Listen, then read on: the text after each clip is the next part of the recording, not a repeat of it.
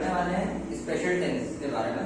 और special tense में आज हम पढ़ रहे हैं कंडीशनल सेंटेंसेस। कंडीशनल सेंटेंसेस शर्त या शर्तिया तौर पे कोई बात कही जा रही हो या ऐसे सेंटेंस जिसका भाव एज ए शर्त के रूप में निकल रहा हो, उसे हम क्या कहते हैं? कंडीशनल सेंटेंसेस यानी कि शर्त। अब हम देखेंगे कि कंडीशनल सेंटेंस शर्त होती क्या है, कितने टाइप की होती है, किस किस टाइप से उसको बोला जाता है। तो इसमें टाइप में तो कुछ नहीं होता ज्यादा। Present past future, present past future तीन काल के अंतर्गत इस सेंटेंस को रखा जाता है और इसको बोलते हैं हम अधिकांशतः प्रेजेंट पास्ट फ्यूचर। हम आज इन तीनों ही टेंस के अंतर्गत आने वाले इस सेंटेंस को, स्पेशल टाइप के टेंस को सिर्फ प्रेजेंट टेंस में देखेंगे। तो प्रेजेंट टेंस में शर्त वाले सेंटेंस को किस टाइप से पहचाने, किस टाइप से उसको ट्रांसलेट करें, किस टाइप से उसको बोलना प्रैक्टिस करें, किस टाइप से बोले, ये आज हम देखते हैं। इसमें प्रेजेंट टेंस में वर्तमान कंडीशनल शर्त, ऐसा सेंटेंस जिसका भाव शर्त के रूप में दिख रहा हो उसे हम कहते हैं स्पेशल टेंस के अंतर्गत प्रेजेंट वर्तमान का कंडीशनल शर्त या सेंटेंस या टेंस। इसकी पहचान कैसे करेंगे कि किस टाइप के सेंटेंस शर्त वाले हैं? तो हम सबसे पहले हिंदी के सेंटेंस देखते हैं।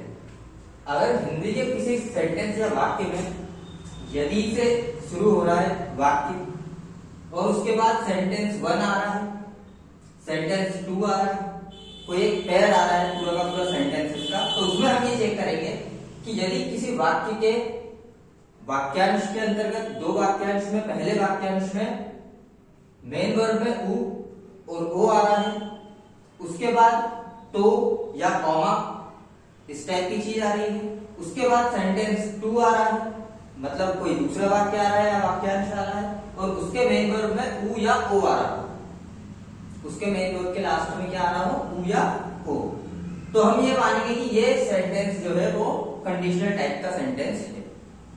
इसकी शुरुआत यदि से, सेंटेंस 1 के अंत में मेन वर्ब के अंत में उ या ओ में से कोई एक, तो या कॉमा, सेंटेंस 2 के अंतर्गत मेन वर्ब के आखिरी में उ या ओ आएगा तो हम मानेंगे कि ये शर्त वाला वाक्य है। इसको हम इस तरीके टाइप से, इस फॉर्मूले के हिसाब से ट्रांसलेट करेंगे।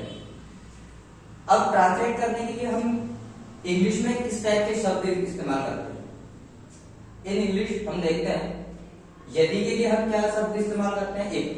एक मतलब यदि शब्द के लिए लगाया जाता है एक लिखेंगे, फिर सेंटेंस 1 लिखेंगे, सेंटेंस 2 लिखेंगे, बीच में लगेगा कॉमा। ये एक सामान्य पहचान हो गई इंग्लिश में ट्रांसलेट करने की। अब किस किस काल में बनाएंगे तो हम देखिए, प्रेजेंट टेंस के अंतर्गत हम क्या बनाते हैं? एक लिखा हमने, इसके बाद जो पहला सेंटेंस रहता है वो उसकी मेन वर्ब की सेकंड फॉर्म आती है, मतलब वो किस टाइप से बनता है? वो पास्ट इंडेफिनिट टाइप से बनता है। होता प्रेजेंट टेंस का वाक्य, परंतु ट्रांसलेट जब करते हैं तो उसको कैसे कहते हैं? मेन वर्ब की सेकंड फॉर्म लिख करके। जब हम उसको ट्रांसलेट करते हैं तो क्या लिखते हैं? मेन वर्ब की सेकंड फॉर्म, फिर बीच में कॉमा लगाते हैं, फिर सेंटेंस लिखते हैं दूसरा वाला। दूसरे सेंटेंस का सबसे पहले क्या आता है? सब्जेक्ट, उसके बाद आता है वुड, WOULD, वुड। ये हेल्पिंग वर्ब होती है, सेंटेंस को बोलने में मदद करती है। फिर सेकंड वाले सेंटेंस की मेन वर्ब का पहला फॉर्म आता है, first form of the main verb in the second sentences, plus object plus expansion. ठीक है, ये एक सामान्य ट्रांसलेशन की विधि होगी। हम इसको कैसे करेंगे ट्रांसलेट? अब हम ये देखते हैं कि एक हमने ये सुना है शब्द में बनाना, केला वाला बनाना नहीं, बनाना मतलब मेक, कुक, इस टाइप की कोई चीज, बिल्ड, इस टाइप की कोई चीज, बनाना। अगर इस टाइप की शर्त वाले सेंटेंस में इस टाइप का शब्द आता है, तुम कहो तो मैं तुम्हारे लिए खाना बना दूं, इस टाइप का जब कोई चीज आता है तो हम वहां पर हेल्पिंग वर्ब क्या इस्तेमाल करते हैं? सेकंड सेंटेंस में वुड बी। उसको देखते हैं कैसे करते हैं। हमने इंग्लिश में ट्रांसलेट करने, जब बनाना है सेंटेंस, हमने क्या काम किया? इफ लिखा as it is, sentence first में पास्ट इंडेफिनिट जैसा रहता था सेकंड फॉर्म वाला, कॉमा लगाया। सेकंड सेंटेंस में हमने क्या किया, सब्जेक्ट जैसा का वैसा है, वुड बी। यहां पर हम क्या इस्तेमाल कर रहे थे, वुड, जबकि बनाने वाले के केस में हम क्या कर रहे हैं, वुड बी। बी यहां पर हमने जोड़ दिया बनाने के फॉर्म, होने के फॉर्म। और फिर हमने इसमें क्या किया, as it is main verb की फर्स्ट फॉर्म, ऑब्जेक्ट एक्सपेंशन। ठीक है। अब ये चीज हमें समझ में आ गई कि हम हिंदी के सेंटेंस में पहचान जाएंगे कि ये शर्त वाला स्पेशल टाइप का टेंस है या सेंटेंस है, उसको हम कन्वर्ट कर लेंगे इंग्लिश में इस फॉर्मूले के जरिए। अब हम देखते हैं एक आध उदाहरण, एग्जाम्पल से समझते हैं। यदि तुम कहो तो दुनिया छोड़ दूं, ये हिंदी का वाक्य है, इसको हम इस फॉर्मूले के हिसाब से समझते हैं। यदि आ रहा है हमारे फॉर्मूले में, क्या हिंदी में समझने के लिए यदि आ रहा है, यदि, ठीक है, ये कंडीशन वाला होगा। सेंटेंस 1, तुम कहो, तुम कहो, ये क्या है, सेंटेंस 1। कहो, हो, ओ, आखिर में क्या आ रहा है, ओ। पहले सेंटेंस के मेन वर्ब के आखिर में क्या आ रहा है, ओ। कैसे पहचाना हमने, तुम कहो, कहना क्या होती है, मेन वर्ब होती है। कहो के लास्ट में क्या आ रहा है, उच्चारण, ओ। प्रोनाउंसिएशन क्या आ रहा है, प्रोनाउंसिएशन क्या आ रहा है, उच्चारण क्या आ रहा है, ओ। प्रोनाउंसिएशन क्या आ रहा है, ओ। उच्चारण क्या आ रहा है, ओ। ये हमने पहचान लिया। बाद में क्या लगा होना चाहिए, तो या तो फिर कॉमा, यहां क्या लगा हुआ है, तो लगा। ठीक है। फिर क्या आ रहा है, सेकंड सेंटेंस, इसमें भी हमें क्या पहचानना है, मेन वर्ब में आखिरी में ऊ या ओ होना चाहिए। देखें, दुनिया छोड़ दूं, दूं, ऊ लगा हुआ है, ऊ लगा हुआ है। तो हमने पहचान लिया कि हिंदी में ये शर्त वाला सेंटेंस है। इसको हम ट्रांसलेट करेंगे कैसे, एज अ इंग्लिश में, जैसे हमने ट्रांसलेट किया था वुड वाले फॉर्म में। कैसे किया हमने इसको इंग्लिश में, इफ लिखा यदि के लिए। सेंटेंस 1 कैसे ट्रांसलेट करेंगे अपन, पास्ट इंडेफिनिट के तरीके से।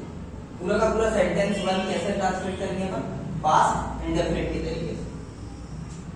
पास्ट इंडेफिनिट के तरीके से हम कैसे ट्रांसलेट करेंगे, मेन वर्ब की सेकंड फॉर्म लिख कर। तुम कहो, यदि के लिए हमने लगाया इफ, तुम सब्जेक्ट, यू प्रोनाउन लगाया। कहो क्या है, मेन वर्ब है, मेन वर्ब की क्या फॉर्म इस्तेमाल करनी है, सेकंड फॉर्म इस्तेमाल करनी है। हमने लिखा सेड, से का सेकंड फॉर्म है सेड, सेकंड फॉर्म इस्तेमाल की।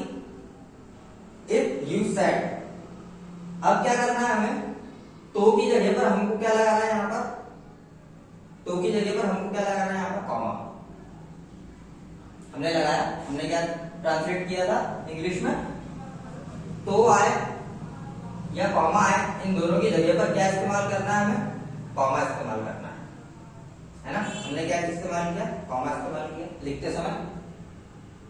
ठीक है, बोलते समय ऐसा अंडरस्टूड रहता है, पर लिखते समय क्या करना है, कॉमा इस्तेमाल करना है। फिर हमने क्या किया, सेकंड सेंटेंस को ट्रांसलेट करेंगे। दुनिया छोड़ दूं, तो के लिए हमने कॉमा लगा दिया। दुनिया छोड़ दूं, दुनिया क्या होगी, सब्जेक्ट, छोड़ना क्या होता है, लीव मतलब छोड़ना, मतलब क्या होता है, मेन वर्ब, है ना। तो छोड़ दूं कैसे ट्रांसलेट करना है हमें, मेन वर्ब का फर्स्ट फॉर्म। तो दुनिया छोड़ दूं, अब इसके अंदर कौन दुनिया छोड़ेगा, तुम कहो तो कौन करेगा, मैं करूंगा। क्या होगी ये शर्त, कौन कह रहा है, तुम। मैं कोई भी काम कर रहा हूं, किसके कहने पे कर रहा हूं, तुम्हारे कहने पे कर रहा हूं। ये क्या होगी, एक शर्त होगी। तुमने कहा था इसलिए मैंने ऐसा किया, ये क्या हो गया, एक शर्तिया बात हो गई। आप कह रहे थे इसलिए मैंने ऐसा किया, तो वहां पर सब्जेक्ट क्या हो गया। अब यहाँ का क्या, सब्जेक्ट कुछ है नहीं, दुनिया डायरेक्ट दुनिया छोड़ दूं, तो सब्जेक्ट वहां अंडरस्टूड क्या रहेगा, आई। मतलब तुमने कहा, मेरे लिए कहा, मैं कोई काम करूंगा, मैं क्या काम करूंगा, तो उसके लिए तुमने बता दिया छोड़ना है, दुनिया छोड़ना है। ये तुमने कह दिया कि दुनिया छोड़ना है, तो यहाँ पर सब्जेक्ट क्या हो जाएगा, आई। क्यों, क्योंकि सामने वाला कोई कुछ कह रहा है, वो बात मैं समझा रहा हूं। तुम कहो तो दुनिया छोड़ दो, तुम कहो तो मैं दुनिया छोड़ दूं, तो मैं के लिए मैंने क्या लगा दिया, यहाँ पर आई। हेल्पिंग वर्ब क्या लगाई, वुड। कहा था ये वुड, हमने सेकंड सेंटेंस को ट्रांसलेट करने के लिए क्या हेल्पिंग वर्ब लगती है, वुड, वुड लगा दी। अब क्या करना है, मेन वर्ब का फर्स्ट फॉर्म लिखना है। हमने मेन वर्ब का फर्स्ट फॉर्म लिख दिया लीव, और बाद में क्या है, ऑब्जेक्ट एक्सपांशन, दुनिया, the world. If you said I would leave the world, यदि तुम कहो तो दुनिया छोड़ दूं, तो मैं दुनिया छोड़, यहां पर आप ऐसा भी कर सकते हो, तो मैं दुनिया छोड़ दूं, है ना। और अगर ये नहीं है तो वो क्या होगा, ऐसे अंडरस्टूड, मैं अपने लिए बोलूं, यदि तुम कहो तो दुनिया छोड़ दूं, if you said I would leave the world, ये हो गया। अब इस टाइप से और दूसरे सेंटेंसेस भी रहते हैं, वो देखते हैं।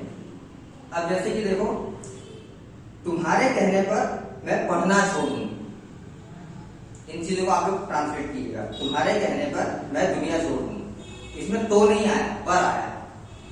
अब ये अंडरस्टूड सेंटेंस है, तुम्हारे कहने पर मैंने दुनिया छोड़ दी। इसी सेंटेंस को हम कैसे बोल सकते हैं, तुम कहो तो पढ़ना छोड़ दूं। पहला सेंटेंस क्या बोला हमने, तुम्हारे कहने पर मैं पढ़ना छोड़ दूं, इसको हम ऐसे भी बोल सकते हैं, तुम कहो तो पढ़ना छोड़ दूं।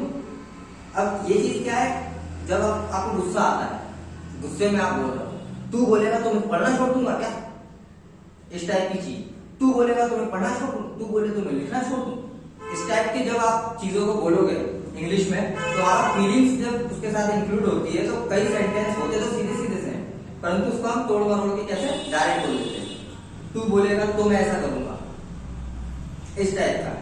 तो इसी सेंटेंस को अपन कैसे कर सकते हैं, तुम्हारे कहने पर मैं पढ़ना छोड़ दूं, तुम कहो तो मैं पढ़ना छोड़ दूं, इसको अपन ऐसे भी बोल सकते हैं। अब एक सेंटेंस और बोलते हैं अपन आम बात, अगर तुम कहो तो मैगी बना दूं, अगर तुम कहो तो मैगी बना दूं। इसी टाइप से अगर मैं कहूं तो तुम उन्हें भूल जाओ, मैं कहूं तो तुम उन्हें भूल जाओ। अगर, यहां पर क्या शब्द इस्तेमाल किया गया है, अगर, यदि, और यहां पर तो यदि भी इस्तेमाल नहीं किया तुम्हारे वाले में, तुम्हारे कहने पर मैं दुनिया छोड़ दूं या पढ़ना छोड़ दूं, इस टाइप की चीज पर, तुम कहो तो मैं पढ़ना छोड़ दूं, इस चीज पर तो हमने क्या है, सिर्फ सेल्फ अंडरस्टूड, इस टाइप का सेंटेंस आ रहा है।